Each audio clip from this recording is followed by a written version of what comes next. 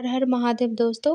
आज हम शिव पुराण के तीसरे अध्याय के बारे में बात करेंगे, जिसका नाम है चंचुला का पाप से भय एवं संसार से वैराग्य। तो चलिए महादेव का नाम लेकर इस तीसरे अध्याय का शुरुआत करते हैं।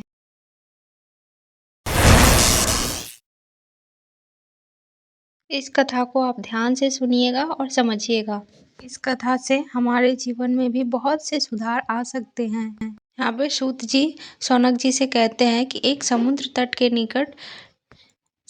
निकट एक छोटा सा गांव था, जिसके अंदर जितने भी लोग रहते थे वो दुष्ट प्रवृत्ति के थे। मतलब वो लोग पूजा पाठ नहीं करते थे, यानी देवताओं पे विश्वास न करना एवं पूजा आदि तो कुछ करते ही नहीं थे। भगवान में उनकी कोई भी आस्था नहीं थी। यहाँ तक कि वहाँ पे जो स्त्रियाँ थी वो भी दुष्ट आचरण की थी, जो मन में आए उसी तरह का आचरण करती थी। उस गांव में एक ब्राह्मण भी रहता था और वह भी बहुत ही अधर्मी था, बहुत ही बड़ा पापी था। कोई भी पूजा पाठ नहीं करता था, लेकिन जो उसकी स्त्री थी वो बहुत ही धार्मिक थी। उसकी पत्नी बहुत ही सुंदर थी, लेकिन फिर भी वो ब्राह्मण हमेशा कुमार्ग पे लगा रहता था। और उसकी पत्नी बहुत ही धार्मिक थी, हमेशा धार्मिक रहती थी और सदैव ही अच्छे आचरण करती थी। उसका नाम चंचुला था। लेकिन कहते हैं ना, संगति का असर होता है।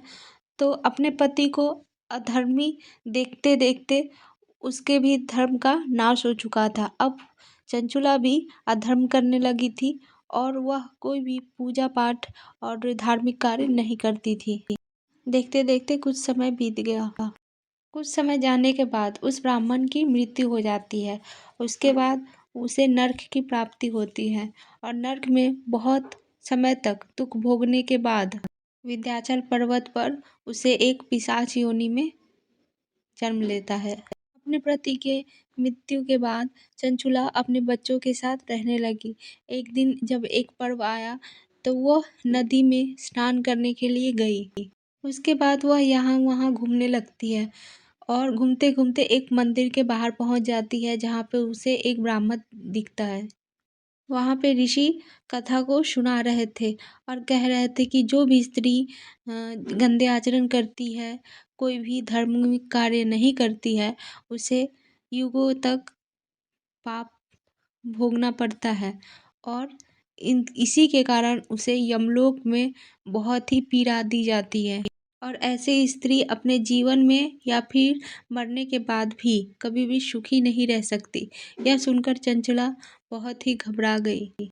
यह सब सुनकर चंचला बहुत घबरा गई। उसके बाद उसने उस ब्राह्मण देवता के पास गई और उन्हें से पूछा कि हे ब्राह्मण देवता, आपके जो ये बातें सुनकर, आपकी कथा को सुनकर मैं बहुत ही घबरा गई हूँ, क्योंकि मैं कोई भी धार्मिक कार्य नहीं करती, ना ही मेरे पूजा पाठ होता मेरे घर पे, ना ही मेरे पति करते थे।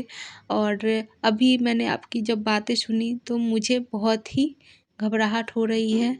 उसके बाद वो अपने ब्राह्मण देवता से कहती हैं कि ब्राह्मण देवता, मुझे भी कुछ ऐसा उपाय दीजिए जिससे मैं इन सारे पापों से छुटकारा पा सकूं। फिर वो ब्राह्मण देवता से बताती है कि मैंने शुरुआत में बहुत ही भगवान की भक्ति की है और हमेशा पूजा पाठ किया करती थी, धार्मिक कार्य किया करती थी। लेकिन जो मेरा पति है वो दुर्व्यभिचारी है और वो कोई भी पूजा पाठ नहीं करता, यहाँ तक कि भगवान में विश्वास भी नहीं करता। मेरे पति तो मृत्यु को प्राप्त हो चुके हैं, तो और मैं अब अकेले हूँ। तो हे ब्राह्मण, मुझे आप बहुत ही ज्ञाता दिखे हैं, तो अगर आपके पास मेरी मुक्ति का कोई भी, तो कृपया मुझे बताएं। ब्राह्मण देवता जो थे वो चंचुला की बातें बहुत ही ध्यान से सुनते हैं। उसके बाद वो जब चंचुला के कुछ बताते हैं तो चंचुला का जो सारा जीवन है वही बदल जाता है।